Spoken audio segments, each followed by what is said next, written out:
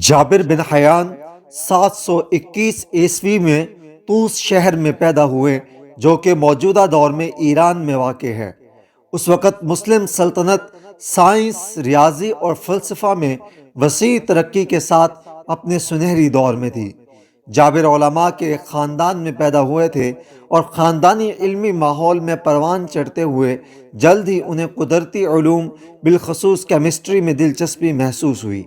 جابر transforming کے نظریے سے متاثر تھے جس میں ایک دھات کو دوسری دھات میں تبدیل کرنے کی کوشش کی جاتی ہے، خاص طور پر بنیادی دھاتوں لوہا اور تانبا وغیرہ کو سونے میں تبدیل کرنے کی کوشش۔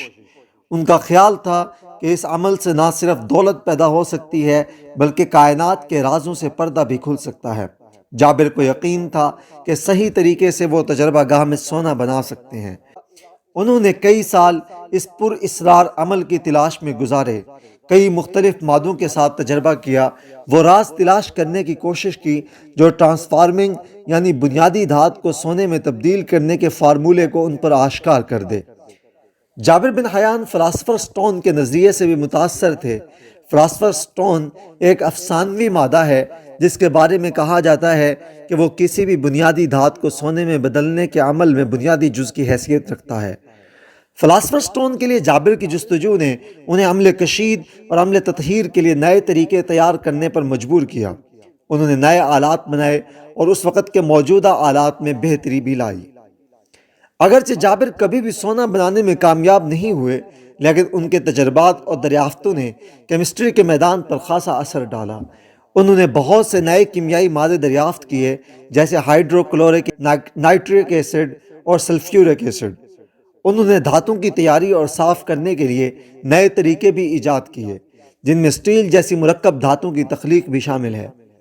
کیمسٹری کے میدان میں جابر بن حیان کی خدمات بہت زیادہ ہیں۔ انہیں جدید کیمسٹری کے بانیوں میں سے ایک سمجھا جاتا ہے۔ ان کا کام جدید کیمیا کی ترقی میں اہم کردار ادا کرتا ہے۔ آج بھی ان کی دریافتیں اور طریقے دنیا بھر کی کیمسٹری لیبز میں استعمال ہوتے ہیں۔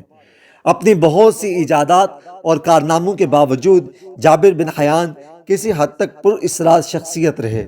ان کے بہت سے کام کوڈ یا تمثیل میں لکھے گئے تھے اور اس کے کچھ طریقوں کو خفیہ رکھا گیا تھا۔ اس وقت کے لوگوں میں وہ جادوگر کی حیثیت سے بھی مشہور تھے۔ ان کی زندگی اور کام کے ارد گرد بہت سی افسانوی کہانیاں ہیں۔ جابر بن حیان کی کہانی ایک مقصد کے لیے ثابت قدمی اور لگن سے کوشش کرتے رہنے کا درس دیتی ہے۔ ٹرانسفارمنگ یعنی لیبارٹری میں سونا بنانے کی ان کی جستجو شاید کامیاب نہ ہوئی ہو، لیکن کیمسٹری کے شعبے میں ان کی ایجادات کارناموں کو آج بھی محسوس کیا جا رہا ہے۔ وہ ایک حقیقی معجزہ تھے جنہوں نے اس وقت کی سائنس اور اس کی جہتوں کو آگے بڑھایا، اور ان کا کام کیمسٹری، ریاضی اور فلسفہ میں آج کے سائنسدانوں کی بھی رہنمائی کرتا ہے۔